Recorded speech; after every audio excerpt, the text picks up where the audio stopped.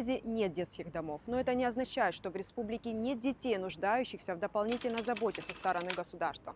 Сколько раз специалисты, занимающиеся защитой прав ребенка, ломали голову, куда пристроить несовершеннолетних, оказавшихся в трудной жизненной ситуации, когда нахождение их в родной семье становилось небезопасным. Брали к себе домой, и это был единственный выход. Но решать такие вопросы в частном порядке всегда непросто. Нужна системная и скоординированная работа всех компетентных служб, занимающихся судьбой детей. Нужны альтернативные формы устройства несовершеннолетних, где будут созданы оптимальные условия для жизни ребенка и его воспитания.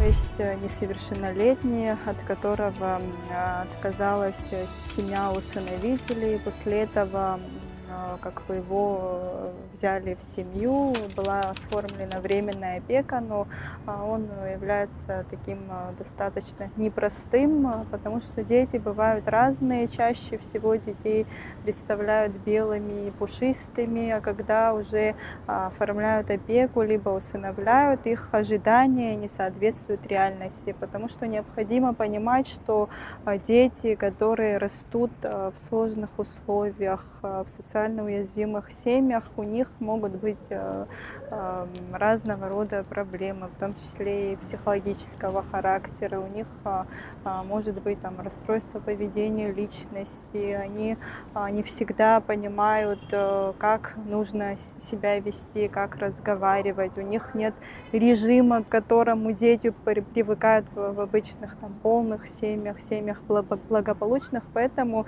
чаще всего опекуны или усыновители сталкиваются с такими проблемами, к которым они не готовы. И вот случай с этим несовершеннолетним, он и на сегодняшний день как бы без опеки, потому что не нашлась семья или человек, который взял бы за него ответственность.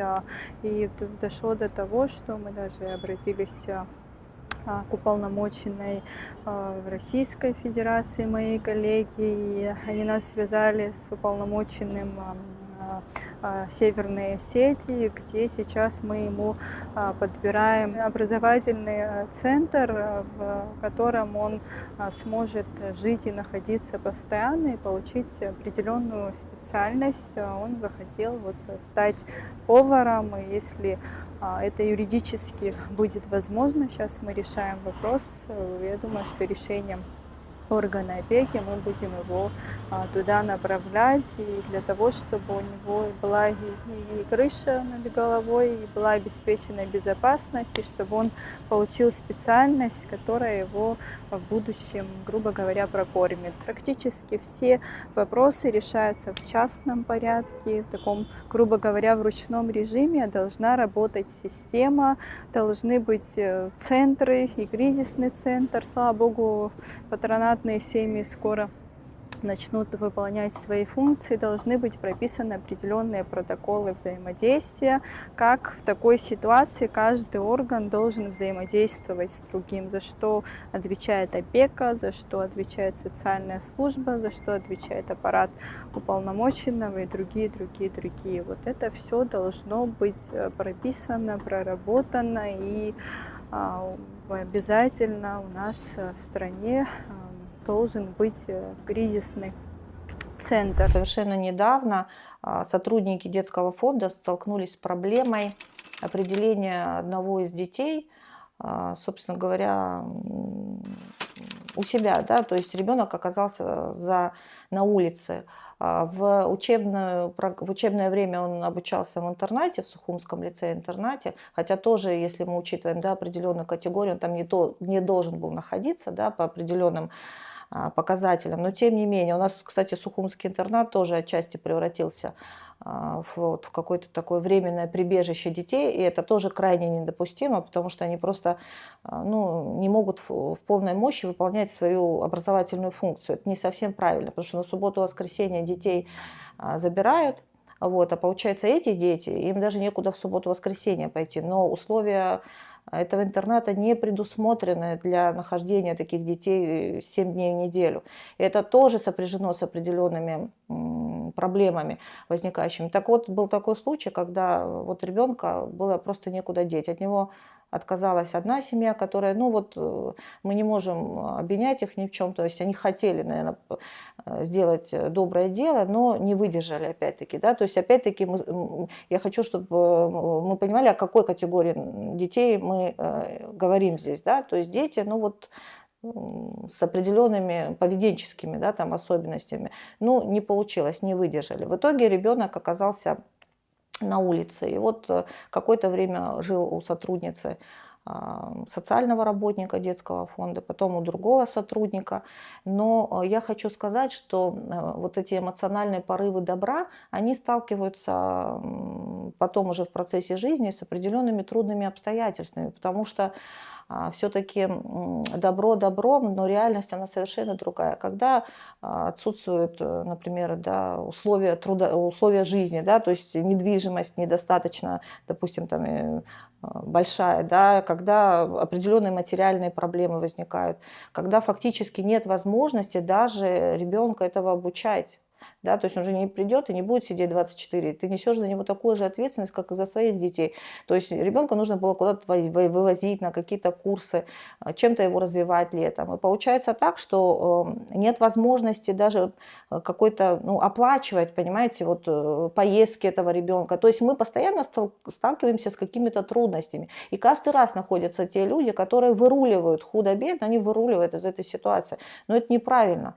Если мы говорим о государстве развитом, о демократическом, о активном, то я думаю, что проблема в том, чтобы это стыдно его не иметь. И стыдно иметь детей, которых некуда деть, понимаете? Вот я считаю, что да, это стыдно.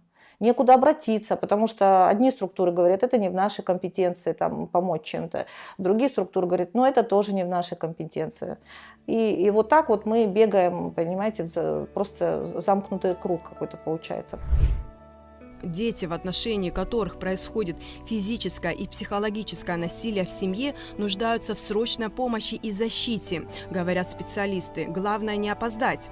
В подтверждение еще несколько историй, которые, кажется, невозможно представить в наше время и в нашей стране. Есть случай, когда насилие в семье, в насилии подозревался сводный брат в отношении сестры. Правда, как бы он судом оправдан, однако на сегодняшний день эта несовершеннолетняя проживает под одной крышей с тем человеком, который подозревался в насилии в отношении нее. Подозрения сняты, но, на мой взгляд, эти несовершеннолетние должны, конечно же, находиться не там, они должны находиться либо в семье опекунов, либо, если бы у нас уже была бы одна из форм устройства ребенка, то решением органа опеки их, конечно же, нужно было оттуда в срочном порядке взять, изолировать и оказывать им всю необходимую помощь и социализировать. Таких примеров немало.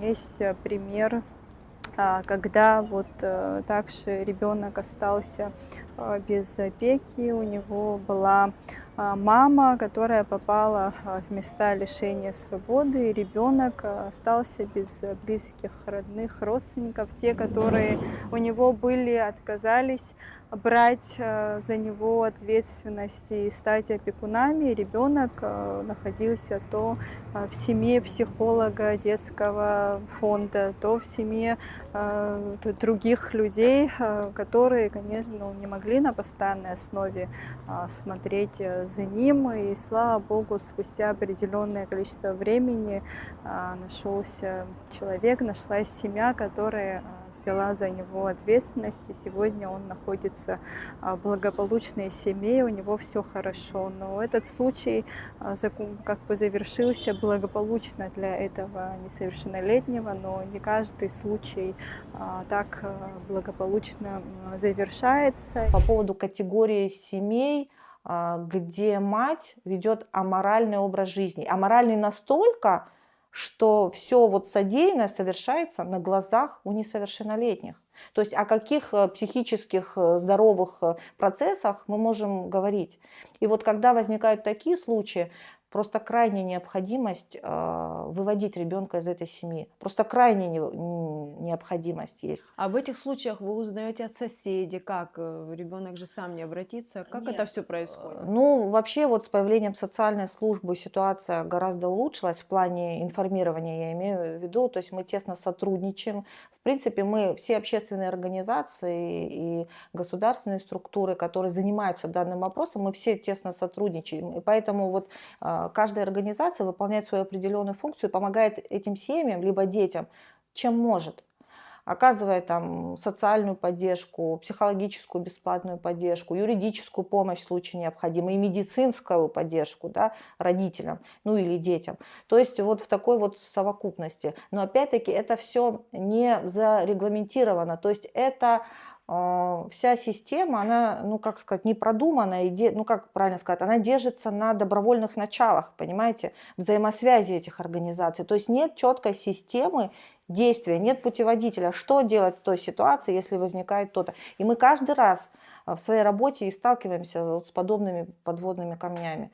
Между двух огней, между родителями, между детьми мы оказываемся посередине.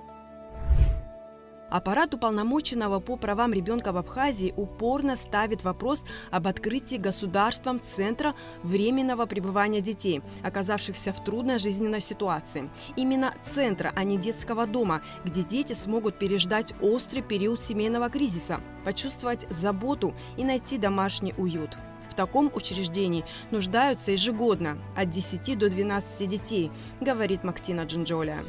Тема кризисного центра очень актуальна для нашей республики, несмотря на то, что все проблемы семейные, проблемы детей, они табуированы в нашем обществе, но о них нужно говорить для того, чтобы дети, которые нуждаются в помощи, они ее получили вовремя. Вот если переходить к опыту аппарата уполномоченного, то нам часто поступают различные сигналы, так от граждан Республики Абхазия, иностранных граждан, так и от различных органов и служб, которые работают в сфере защиты прав и интересов несовершеннолетних, с тем, что тот или иной ребенок попал в опасную для жизни и здоровья ситуацию.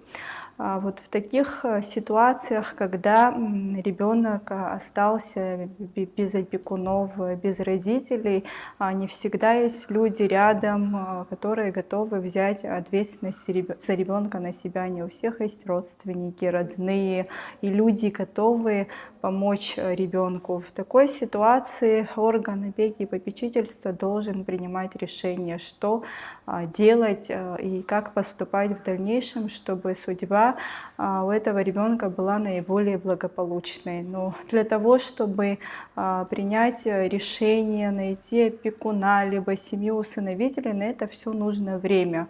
И тут возникает вопрос, куда деть ребенка за то время, пока орган опеки и попечительства будет принимать решение по поводу дальнейшей судьбы ребенка. У нас основная проблема, которую мы выявили в своей работе, и о которой и до нас, до появления аппарата, говорили различные органы, представители общественных организаций, это отсутствие альтернативных форм устройства ребенка, кризисных центров, патронатных семей. В основном форма устройства ребенка. И это опека и попечительство. В основном все функции возложены на орган опеки и попечительства касаемо принятия жизненно важных решений касаемо несовершеннолетних. Можно умалчивать этот вопрос, можно говорить о том, что это сейчас не актуально и не в приоритете, но проблема от этого никуда не девается, она нарастает как снежный ком. И, как правило, с этой проблемой сталкиваются люди, непосредственно работающие ежедневно с подобными семьями. И как бы мы ни говорили о том, что создание такого центра подорвет авторитет страны, что это не совсем по этическим, моральным, нравственным соображениям допустимо на нашей территории. Но я еще раз хочу сказать, так могут говорить те люди, которые далеки от этой проблемы. При Министерстве соцобеспечения и демографической политики Абхазии работает группа специалистов, куда вошли юристы аппарата уполномоченного по правам ребенка. Был разработан устав кризисного центра и штатное расписание. С открытием такого центра появится возможность и время спокойно подыскать ребенку опекунов или усыновителей. Но это крайняя мера, подчеркивает Мактина Джинджоля. Главная задача – попытаться сохранить ребенка в родной семье, но при этом помочь родителям справиться с бытовыми сложностями. Самый главный принцип – это принцип неразделения ребенка и родителей, если это возможно. Но есть случаи, когда нахождение ребенка в семье, даже его родных, мамы и папы, либо в семье опекунов, оно является невозможным ввиду того, что это грозит опасность ребенку, его жизни и здоровью. В таких ситуациях, конечно же, орган опеки должен принимать решение об изъятии ребенка из семьи и помещать, как я уже сказала, в альтернативные формы устройства, которых у нас на сегодняшний день нет. Значит, после того, как мы разработали всю необходимую нормативно-правовую базу, мы обращались в различные органы, и в Кабинет министров, и в администрацию президента, и в соответствующий комитет парламента, в Министерство соцобеспечения, в Министерство здравоохранения и различные органы министерства, которые непосредственно связаны с несовершеннолетними. На сегодняшний день есть понимание и поддержка со стороны правительства. Было озвучено, что начался процесс поиска соответствующих зданий, даже рассматривали варианты частных домов, но на сегодняшний день нет решения правительства о создании кризисного центра. Мы в ожидании этого решения, и вопрос этот остается актуальным, и по той ситуации и статистике, с которой мы сталкиваемся, этот вопрос с каждым годом еще больше и больше актуализируется. Мы работаем с семьями, где мы имеем дело с хронической алкогольной зависимостью в тяжелой форме, когда дети, собственно говоря, ежедневно наблюдают приступы какой-то галлюцинации, да, у родителей или у одного из родителей, либо это белая горячка, типичное, да, проявление. И я хочу сказать, что, как правило, вот в данных семьях эти дети являются кормилицами. То есть они, если они не подворовывают, если они не бродяжничают и не попрошайничают в худшем случае, то в лучшем случае они добывают пропитание на себя и на свою семью сами. То есть это что? Вот ловят рыбу, ловят голубей, варят суп из них. Это вот типичные примеры не откуда-то из далекой да, Европы. Это с тем, то, с чем мы сталкиваемся. Да? То есть вот они добывают себе таким образом пищу не только себе, но и всем членам семьи. Это семьи, где, например, родители признают одного из родителей, опять-таки акцент делаю на неполной семье, признают недееспособным по разным причинам. Это могут быть психические какие-то серьезные заболевания, могут физические, да, какие-то отклонения, несовместимые, например, с выполнением функций, да, родителя. Это категория детей, чьи родители отбывают наказание в колонии строгого режима. И такие у нас тоже очень частые случаи.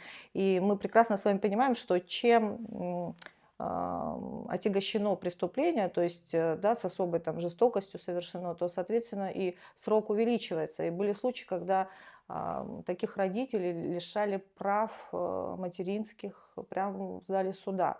И не только за тяжкое преступление, совершенное ими, а за преступления, совершенными с их же детьми, да, то есть в отношении их же детей, несоблюдение элементарных, да, норм воспитания, ну, мягко говоря. То есть еще к этой категории можно отнести семьи, где просто родители умирают, и дети остаются один на один с проблемой. Но таких семей меньше мы имеем, да, по статистике.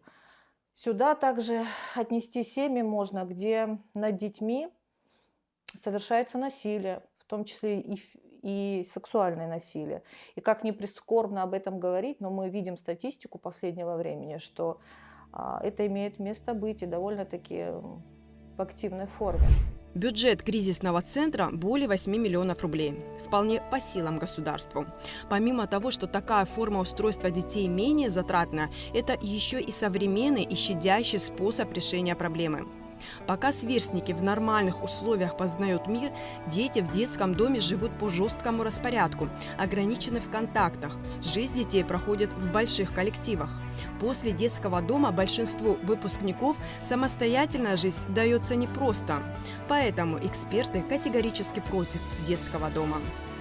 Бюджет тот, который мы прописали на ежегодное содержание, более 8,5 миллионов рублей. Это не считая единовременных расходов, связанных там, если приобретается дом, с приобретением дома и его оборудованием, оснащением. Вот ежегодно 8,5 миллионов рублей.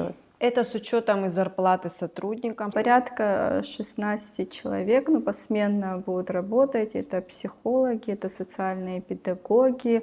В основном они, помимо этого, там повар, охрана, медсестра на случай, если ребенку необходима будет экстренная медицинская помощь. Но они посменно будут сменять друг друга, чтобы дети, конечно же, не находились одни ни в коем случае.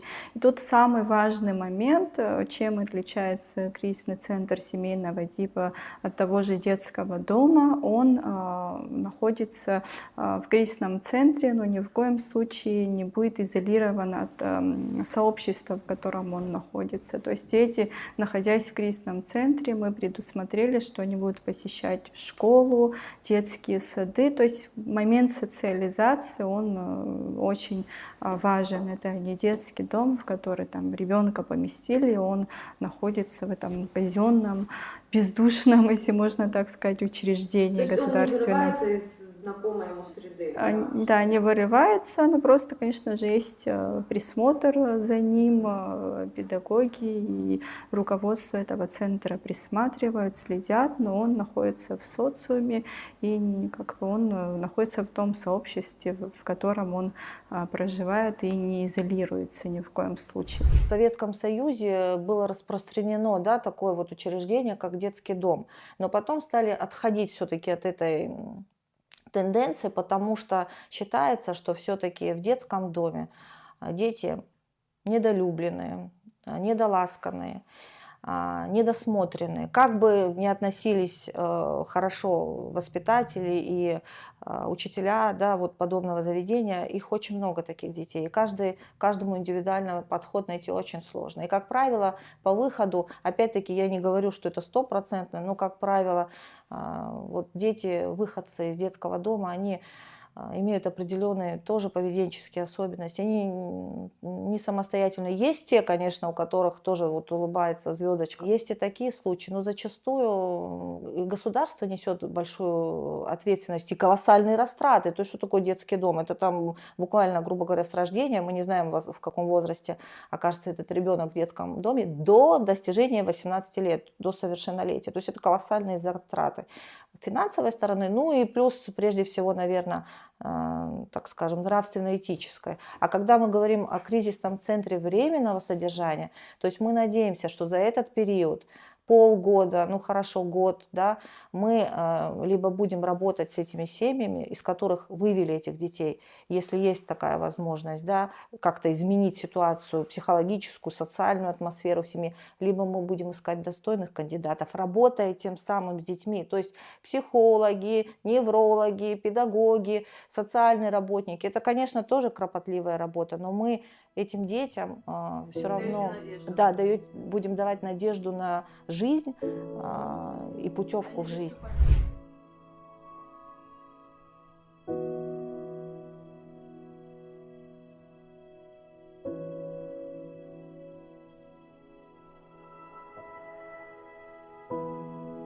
С апреля этого года запускается проект о патронатном воспитании детей до 18 лет. Для Абхазии это новое явление. Это когда патронатный родитель становится скорее воспитателем и несет ответственность за ребенка совместно с уполномоченной организацией. Срок пребывания ребенка в семье патронатного родителя может быть как краткосрочным, так и на долгий период. Из 10 семей отбор прошли 5. Их подготовили и совсем скоро они возьмут на себя благородную миссию. Все расходы на реализацию этого пилотного проекта были заложены в бюджет, государственный бюджет 2024 года. Сейчас активно идет процесс подготовки семей. Было отобрано 5 семей, которые проходят подготовку для того, чтобы у них была возможность уже принимать детей, которые оказались в сложной жизненной ситуации.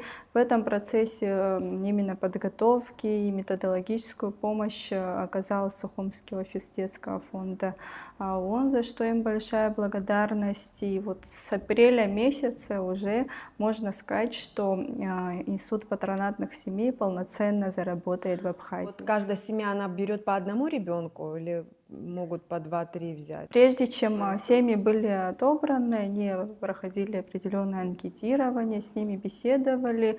Есть, значит, определенные предпочтения у каждой семьи. Есть семьи, которые, например, готовы взять одного ребенка только. Есть семьи, которые готовы более 2-3 детей. Есть семьи, которые не готовы брать, скажем, ребенка с инвалидностью или младенца. То есть у каждой семьи есть, конечно же, свои определенные, скажем так, критерии, с каким ребенком они могут работать наверняка, а с каким нет. Это важно прописывать, проговаривать, чтобы в дальнейшем уже не было никаких проблем в работе данной службы. Институт патронатной семьи и детский кризисный центр – разные формы альтернативного устройства детей, говорит Мактина Джинджоля. Один проект не может заменить другой. Если говорить о патронатных семьях, то это специально подготовленные семьи, которые подписывают договор, соглашение с государственными органами, которые не берут всю ответственность за ребенка на себя. Эта ответственность разделена между патронатной семьей и органами, такими как орган опеки и попечительства, Министерство соцобеспечения и демографической политики, Служба социальной поддержки детей и семей. Если, например, семья усыновляет ребенка или оформляет человек опеку над ним, конечно же, всю ответственность за ребенка в этой ситуации берет опекун, либо семья-усыновители. А в случае с патронатной семьей эта ответственность разделена между семьей и государственными органами. Это сам человек или семья, который как бы согласился стать патронатным, он заранее знает, что это на договорной основе, это услуга, которую он предоставляет вот на государственном уровне, помогая ребенку в сложной жизненной ситуации справиться с его ситуацией, обеспечить ему безопасность и все необходимое для того, чтобы он спокойно жил и развивался в этой семье. А если касается вопроса кризисного центра, кризисный центр, как мы его видим, это вот устройство семейного типа, это такой дом, который похож на обычный семейный дом, в который ребенок попадает временно, это как убежище временное, самый максимальный период его нахождения 6 месяцев, и в течение этого времени все органы должны работать над тем, чтобы решить вопросы по поводу его дальнейшей судьбы. То есть они обязаны за 6 месяцев найти либо семью опекунов, либо усыновителей, либо, если есть такая возможность, конечно же, вернуть ребенка в семью. Это самая первичная задача у всех служб и органов. Допустим, чтобы мы поняли, как эти формы могут взаимодействовать друг с другом, можно привести примеры. Допустим, ребенок остался без опеки, один, неважно, что у него произошло, стал сиротой, или его родители были, попали в места лишения свободы. Разные ситуации бывают.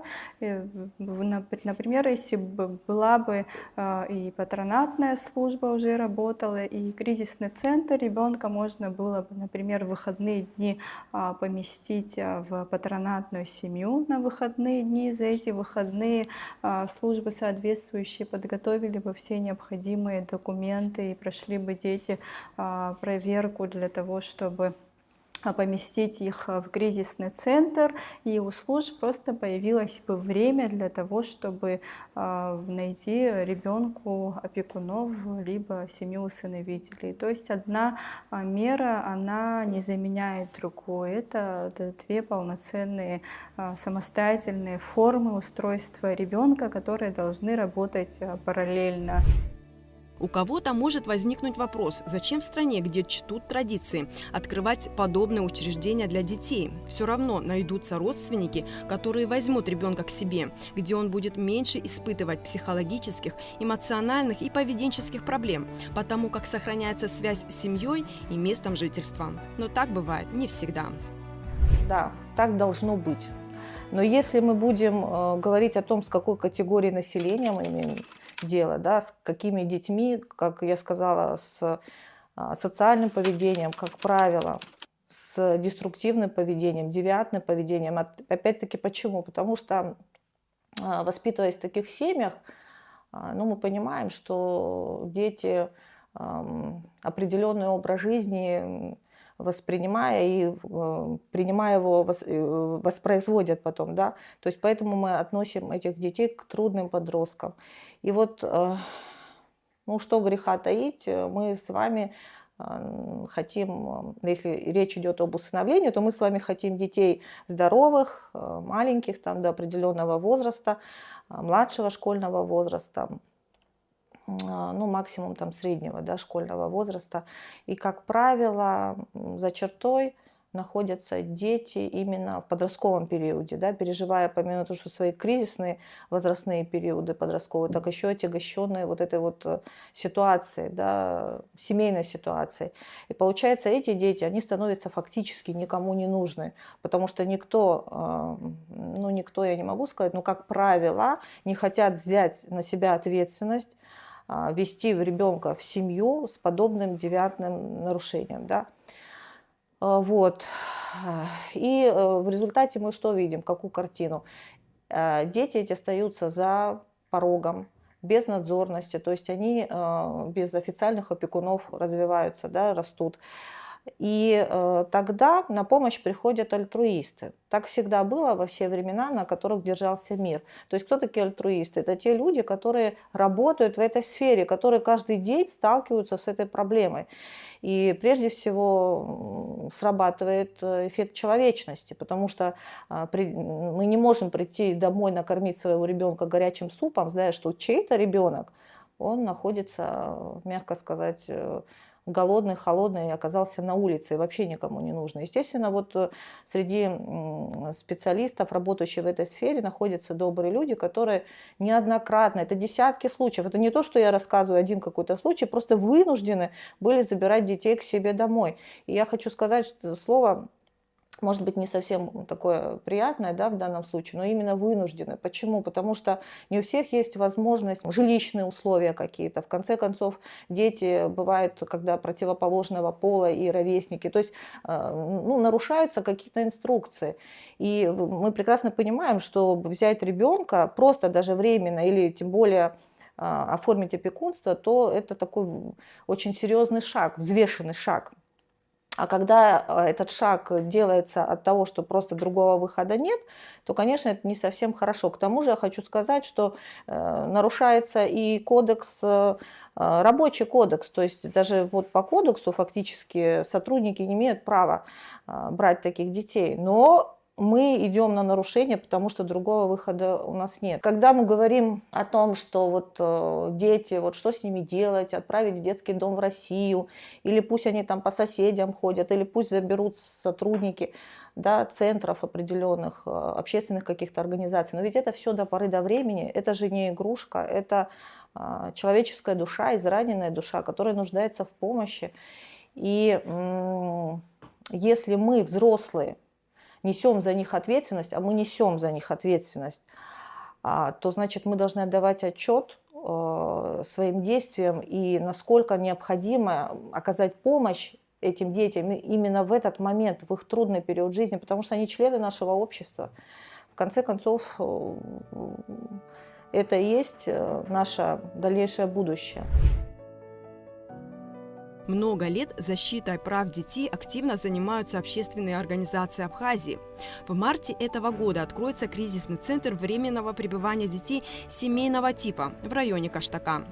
Это стало возможным благодаря усилиям благотворительной общественной организации «Панорама». Арендованный дом расположен на берегу моря, недалеко от всей необходимой инфраструктуры. Единовременно в центре смогут находиться не более 10 детей. Максимальное время пребывания в нем не более 6 месяцев. Директором кризисного центра будет Кама Гопия, руководитель благотворительной организации «Киарас». Проект рассчитан всего на год. Есть надежда, что за это время будет принято решение о финансировании государственного кризисного центра, и дети с непростой судьбой окажутся в безопасности под полной защитой государства.